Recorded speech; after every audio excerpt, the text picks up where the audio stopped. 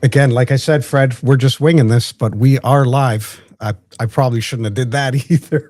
But anyways, folks, welcome back. DPFL stream.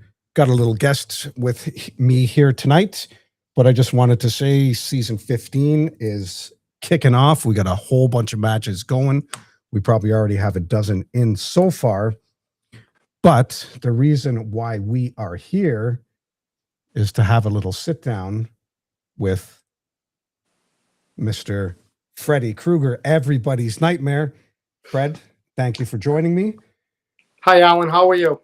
I'm fantastic. How are you? Good old Monday's fun day. Good old Monday's fun day. Warm out there today? It was 85 degrees, nice and sunny. Was a scorcher. And I'm guessing you work outside. I do. Okay. Mason? Yes, I am. Okay, there you go. So you were sweating all day long. Yep. I was pointing in some brick and just having a good old day in the sun. Perfect. Anyways, welcome to the stream. I know we've had you on here a few times, but we never actually had the chance to see your face. All we saw was your darts. And after this weekend at the US Darts Masters, I figured I'd reach out, excuse me, and see if we could get you on for a little get to know Fred. So, with that being said, Providence, Rhode Island. That's where I'm from. Born and raised? Yes, I am. There you go. All right. What got you into this lovely, and I'm going to call it a sport because it is a sport, the sport of darts? Well, I mean, I probably a couple things. I remember graduating from high school and going out to see my aunt and uncle in California, and they showed me the game there, and it was cool. I learned how to play cricket in 01. You know, then it was a graduation gift from my mother to take me to the West Coast. We went to Vegas and then did, the whole Pacific Coast Highway and visited my aunt and uncle. At the time, they were in a dot league. So, they left to go play dots and they left the board open. And of course, I threw a couple. But, later on, a couple of years later, I was not even 21 yet. And a buddy of mine ran a tattoo joint. And he said, I got to go to league night for dots. So I says, well, you guys are playing dots. I'm better than you, whatever. We got into a little bickering thing. So he goes, come up to the bar and we'll play. So, of course, I went up and did pretty well, made the team, played a bunch of league dots.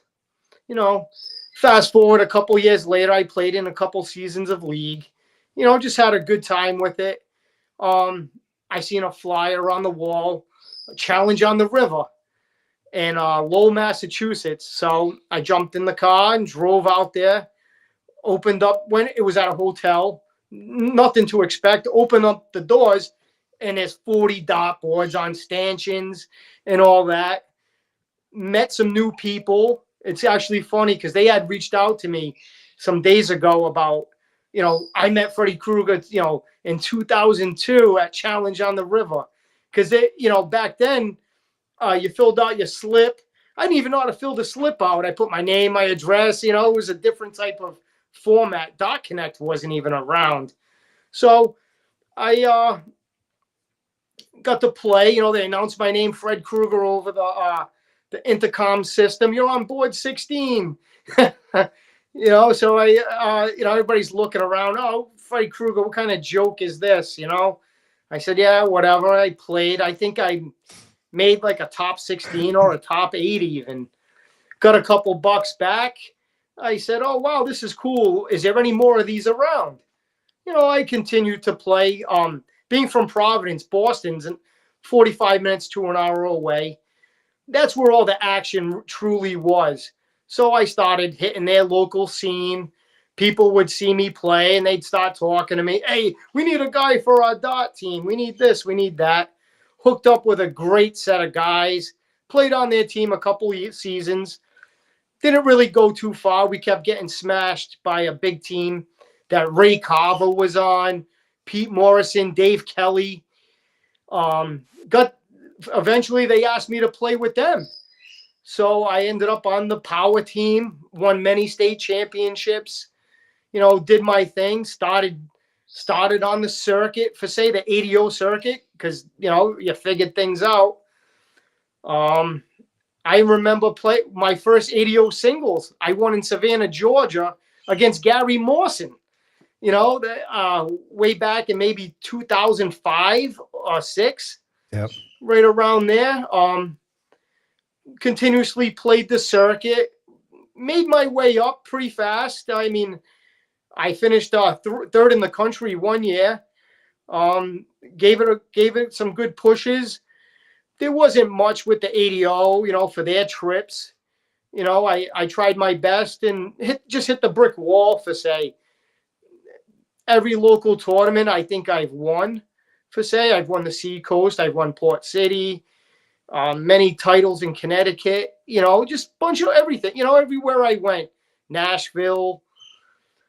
Had a lot of good times, met a lot of different people, but I quit. Now I'm back. It's round 2 for me.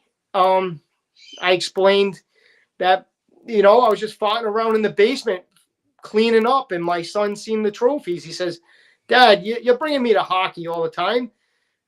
Let's see you win some dots." He put the wheels to me. He says, "Time for you to play. I think you should do it again." And it kind of lit me up a little bit. So I joined the local league. I play out of the Liberal Club for a couple years. Got warmed up, and then DPFL comes along.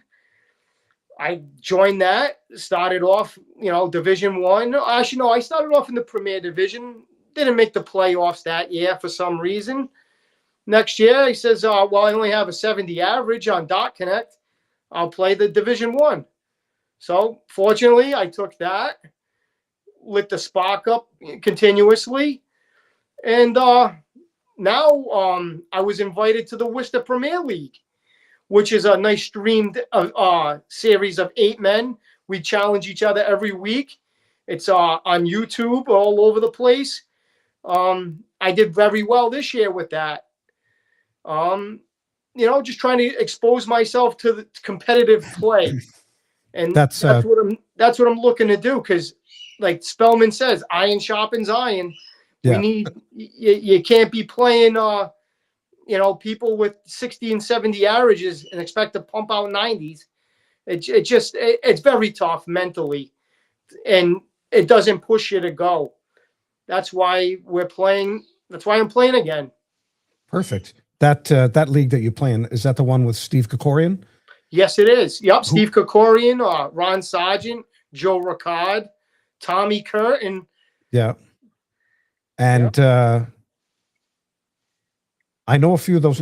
Kokorian has his CDC tour card. Yes, and so does Ron Sargent. Yes, he does. Right.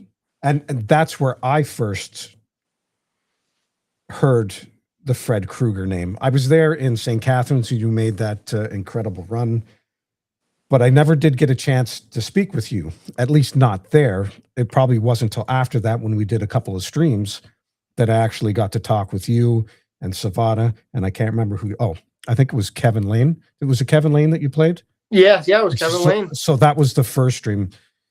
So again, it's nice to actually put, well, I've seen your face, but at least I don't know if you know mine, but it's nice to actually physically talk to you like this, and get the DPFL community aware, if they didn't know, because from your stories it sounds like you've been around a long time, playing at a high level, and then just stopped for, how long did you stop for?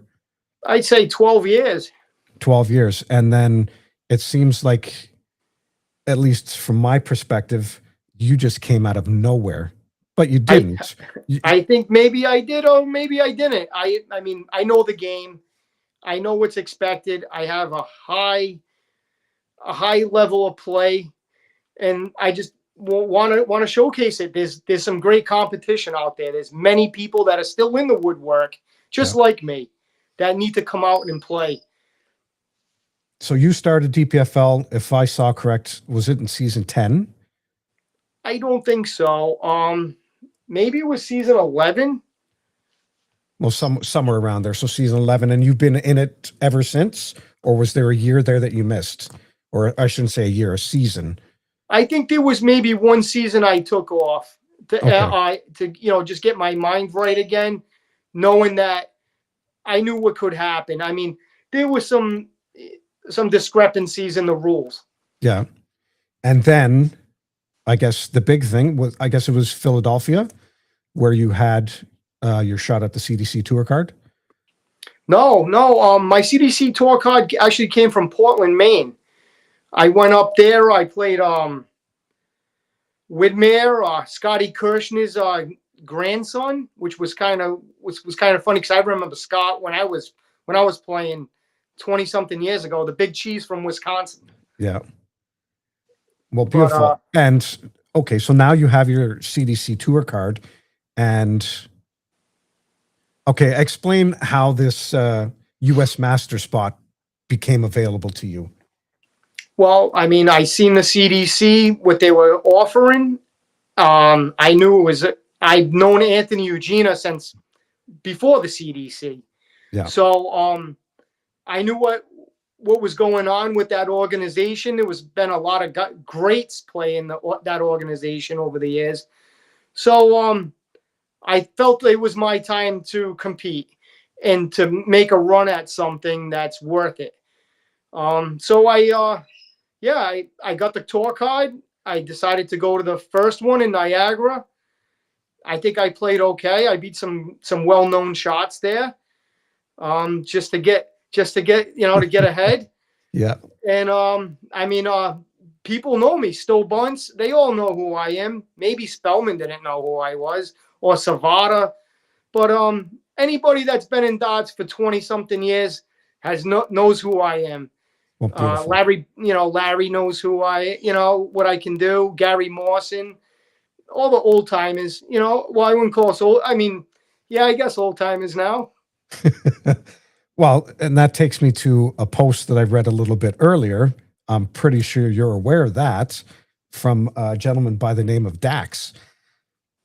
Dax. Yeah. Well, Dax moved to Providence. He was trying to get on the police department, and he asked around who's the guy who plays in this area, and people pointed at me, and quickly we became friends and good practice partners. So I showed him a higher level of play, which boosted him up and boosted me up too. So because where I live, there really wasn't anybody to really push the buttons. So I trained the machine to push my buttons, and Dax took to it right away, and we had a lot of fun together. Yeah. So I heard you guys were together in New York this past weekend, or actually before the U.S. Darts Masters. You guys were at a local watering hole playing some darts, getting warmed up. Yeah, maybe a little too much darts for me, but yeah, we got the old spark going, and I was throwing pretty good, but yeah, it was good to be back in Flannery's. Flannery's was an old bar that I used to play Luck of the Draws at when I'd go to the city, meet up with people. They took care of me back then. It was a good time, actually. Well, I heard you went on a 5 or 6 leg run where you were taking out. I think you had a shot at a 160 or 164, and you're taking out this and taking out that. Multiple 12 and 13 daughters. How's that? There you go. Okay, let's get to, I'm sure, why everybody's in here watching. The U.S. Masters, qualifying for that. How did you qualify for that? Well, I made a good run. I don't know the field because we actually played twice that day. This was the second qualifier was at night. So I had already played around the CDC and then went into the qualifier, which was at night. So I played many. I got pretty deep in that in the first CDC event. So I carried right into the PDC qualifier. I probably went through at least 12, 13 opponents by the time I made it to the final at 11 o'clock at night, which was pretty tiring. I can imagine. I felt like I didn't perform to my ability in that semifinal, but I lost to a great guy and I got a good position.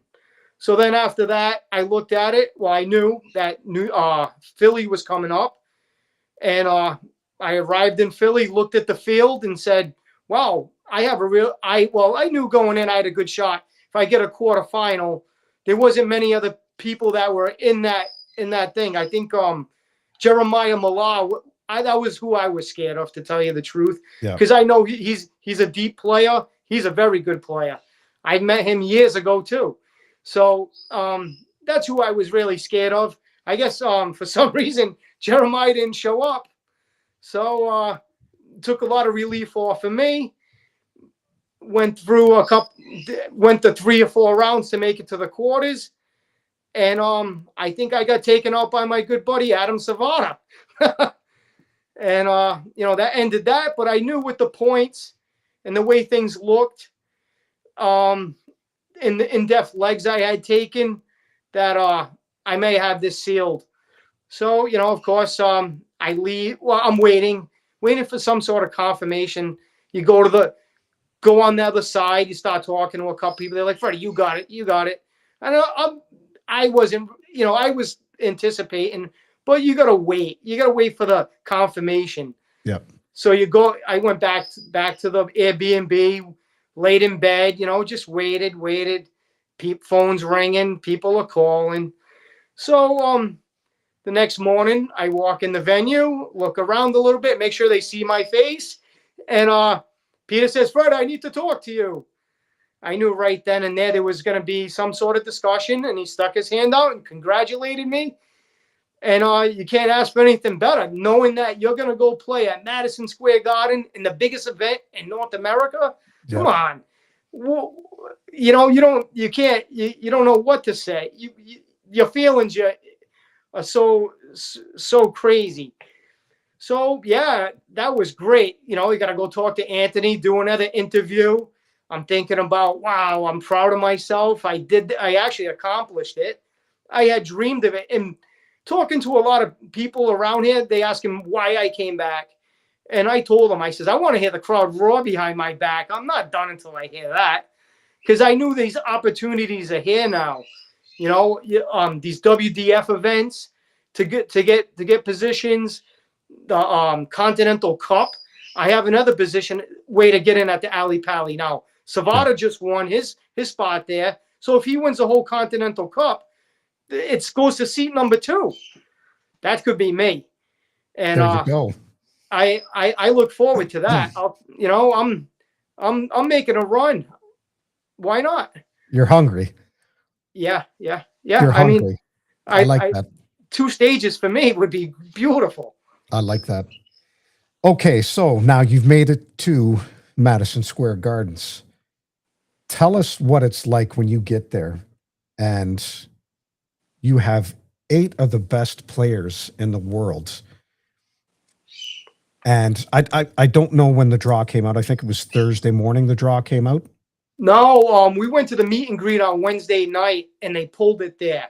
Oh, okay. So I had known it was we were sitting at the table, the PDC does their draw, then Anthony did the North American draw. Yeah. Where so the first draw I drew Van Veen, and then in the second draw I drew Leonard Gates. I felt comfortable with both draws. I mean, playing a number 3 in the world, it's expected he's gonna pound big scores, and you just gotta, any opportunity he gives you, you gotta take. Maybe I had 4 or 5 dots at a double. Maybe I could have got more than 1 leg, but I didn't hit my double. So cheers to him. I used that event as a warm up for the North American Open for say. Yeah. Being on the stage, totally different than any floor play. When your dart hits the board, it's mic'd up. You hear boom, boom. Yeah. I'll tell you this: going out first was no picnic. The crowd was so loud for me. Unbelievable. You come out, you get up there, the volume is at 10, and then by your second or third dot, they calm down. The noise level calms down. So your ears are just listening. It's a different feeling. I had to adjust. Yeah. And it actually took that first event to get me adjusted, what to expect. Day 2 for me was a lot easier than day 1. I wish it would have been day 3, because I really think I could have jumped up my performance and now I know what's expected, and it was a total learning experience for me. So I know now what to do and how to come at this. Give me stage 2, and I know I'll perform a lot better. Well, that's what I wanted to dig into a little bit more. You're walking through those doors. They're about to call your name, and obviously a great tune for you to come out with. I've been a Metallica fan I'm going to age myself here, but I've been a Metallica fan for, God, probably 40 plus years. Right. So it was nice to see. And you didn't come out quiet. You came out pretty hot. Pretty hot. I wanted the energy. It calmed me down. It got me to the stage. I addressed the crowd. It was nice to see, but I didn't want to lose too much focus. And I felt that if I got out there with a good fist of adrenaline, then I'd be okay, in which I was. I felt, like I said, opening night was a totally different animal than day 2. Well, but I enjoyed that a lot. Well, I know you were feeling it because you forgot to do the routine. As soon as you walk up the stairs, shake some hands, you were right into that crowd. And I was embellished in the moment. And, for say, I knelt down to address my son, and Van Veen came up from behind, and I didn't even know he was there. Yep. I had a good laugh at that one. I know. I really, you can see I turned around and shook his hand right away. Yeah. And as far as the refs go, like I said, I was embellished in that moment. I didn't do it out of any disrespect or anything. It was just, maybe stupidity on my end, or just they just said, Fred, walk out and enjoy yourself. Well, and that's exactly what I did. I think it was just a big moment, and you tend to forget, things that go on. But correct. Van Veen, I did. I truly did. I don't know if you've ever spoken to Van Veen before this, but I had the pleasure of meeting him. I think it was Live Event 3. Awesome kid. I say kid because he's only 24, right? Awesome kid, great shot, great person all around. I don't know if you had a chance to talk with him at all outside of your guys' match. I did talk to him. He was very, what the media put out there about me being disrespectful or anything. He knew what it was about, and it was just an honest mistake. Very nice person. He knows. He knew I was embellished in the moment. Yeah. And that was it. We were in line. My son was getting his autograph, and he didn't know. I don't know. I had my dress jersey on, and he said, "Oh, he's seen my son, whatever." And I says, "I'll see you tomorrow night. I get to play you." And he looked at me twice, and he figured out, yeah, all right, now that's who I gotta play. Yeah, because maybe it was an awkward moment for him. I don't know. Like I say, you can only go by what the media writes down. Yeah. Like I said, we had plenty of talk. Everything's great, and you can't ask for anything better. So, how much did the nerves play part in that match? A lot of adjustments. I had maybe a half an hour of stage time. Yeah. To feel the stage, to feel the hockey, to feel the floor, how soft it was. There's different little things. It wasn't as hot up there as it was when an hour before when I had my warm up time. Yeah. It got really warm in here with all them people yelling and screaming. It changed the temperature dramatically. So there was like I said, a couple different things that you need to be prepared for or know, like the feeling of the environment. That's it. I don't think I was that nervous. I had a lot of stray dots per se, but that's all in myself. I practiced a little too much this past week. I don't know, good excuse on my end, but yeah, I don't think I played at my true performance. I mean, all I did was average 80s. Yeah. I don't think that was anything to speak of. I held my own as far as I could, a little bit. I had moments, but You had a few moments. but You had a few. I don't think that was my, a peak performance. I don't, that's waking up out of bed stuff. Well, you had a good look at, you had a chance at 108, I think, in the first leg. Leg 3, I think you had a shot at a 106. You had a shot at the 134, which I think you won that leg. Yeah, I have to tell you the truth. I haven't even watched any of the videos yet. I haven't even had time. I think whatever it was, you left yourself 28, single 14, double 7 to win one of the legs against Van Veen. Or maybe I'm thinking of the Leonard Gates match, which we'll get to next.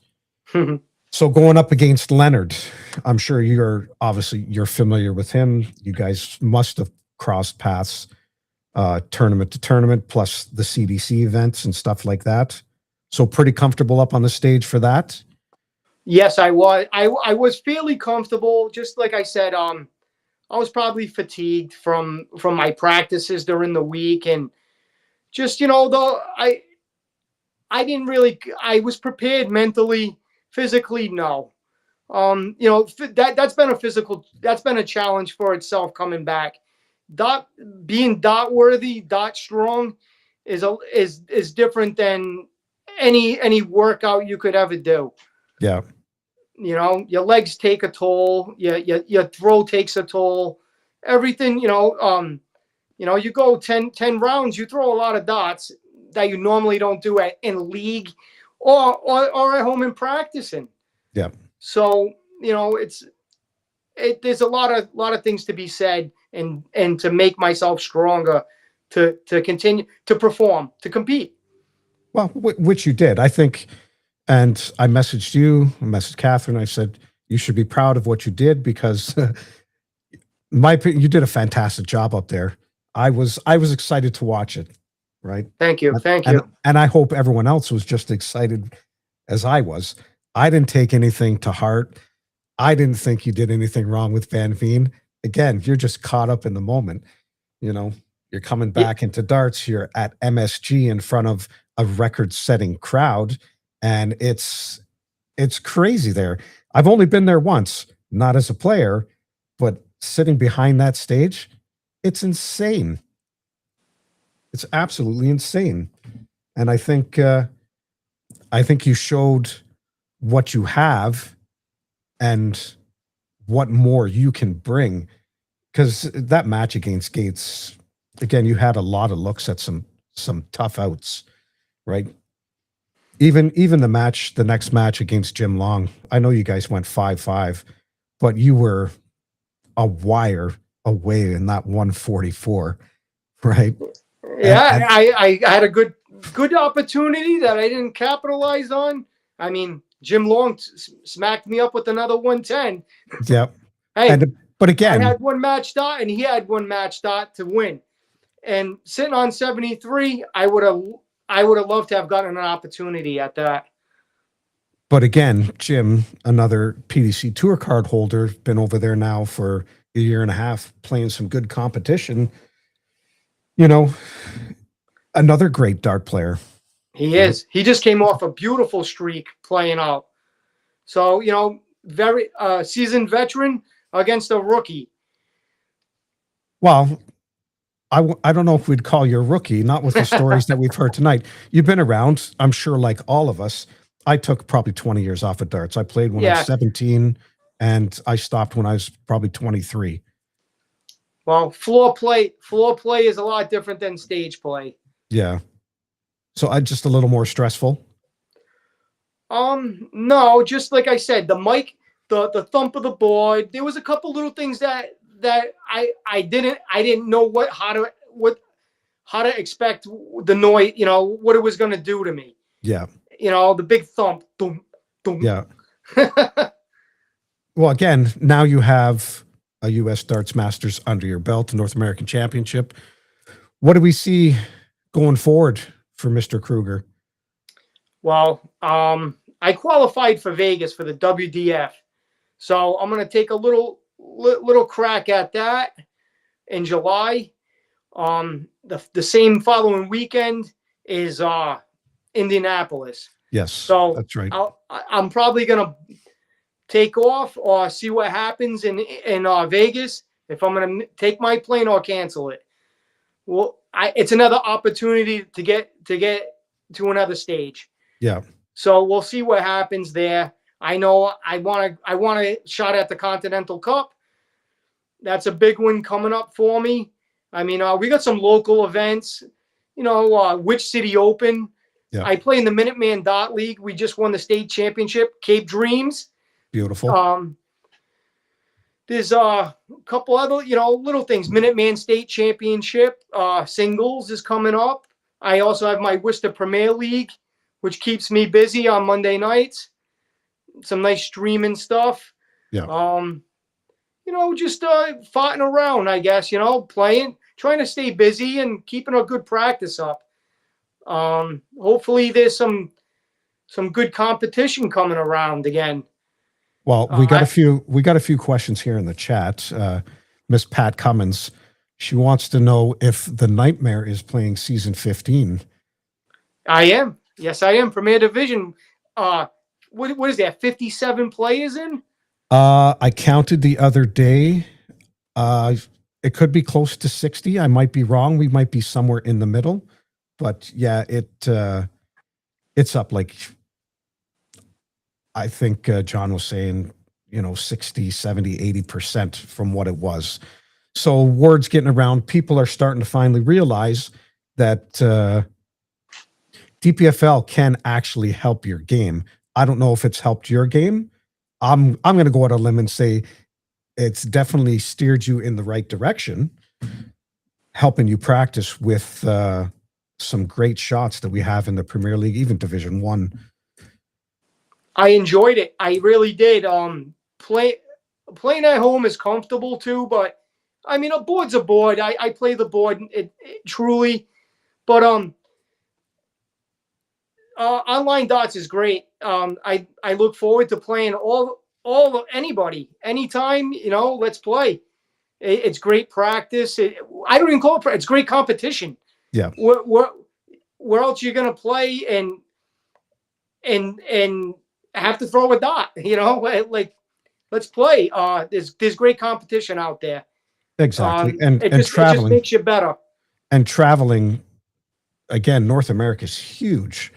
It's hard for someone from Rhode Island to get to Phoenix to play Adam Savada.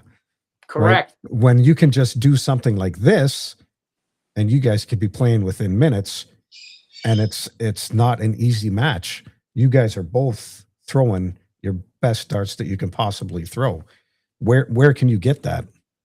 Nowhere. It's very enjoyable to turn the pad on, put the camera on, and get a good practice in and socialize with each other. Because what we need to do is make each other better. We need more stage play. We need more of what I just felt, in a way, to build us up, to make us more comfortable. That's the only way it's going to happen. Yeah. Well, perfect. I think you still got room to grow. Yeah, there's more gears in me, I'll tell you that. There definitely is. Again, I don't want to say age is a factor, but you look at the age of the people that were playing this weekend on the North American side. Gates is 50, 55. Jim Long's 55. Gary Mawson's up in his 60s. All these guys still capable of throwing some amazing darts, right? So plenty of time for you to hit the goals that you want to hit. And hopefully at DPFL, we can help you, climb that ladder. I appreciate everything the DPFL does for me. Well, with that being said, I probably didn't want to keep you this long because I know you want to go play. I think it's the Cricket Masters tonight. You haven't had enough darts. You haven't had enough darts over the weekend. So enough practice. You got to go play more. I wish I had that in me that I could go play more, but I keep myself pretty busy doing stuff like this. But Fred, one more question. There was a question there. Will Fred be joining us at DPFL 5, Live 5 this August? I will be there in Florida. It's already booked. Well, you guys got it here. I don't know first, but you guys got it here. Perfect. We can finally actually sit down and chat in person, and maybe we can do something like this in person down there. That'd be great, Alan. Thank you so much. All right. Any closing words? Round 2 for Fred Krueger is going to be pretty good, so be prepared. 1-2, Freddie's coming for you. There you go. With that being said, thank you all for joining me. I look forward to doing something like this again, and we'll talk to you guys soon. Thank you, Alan. You're welcome.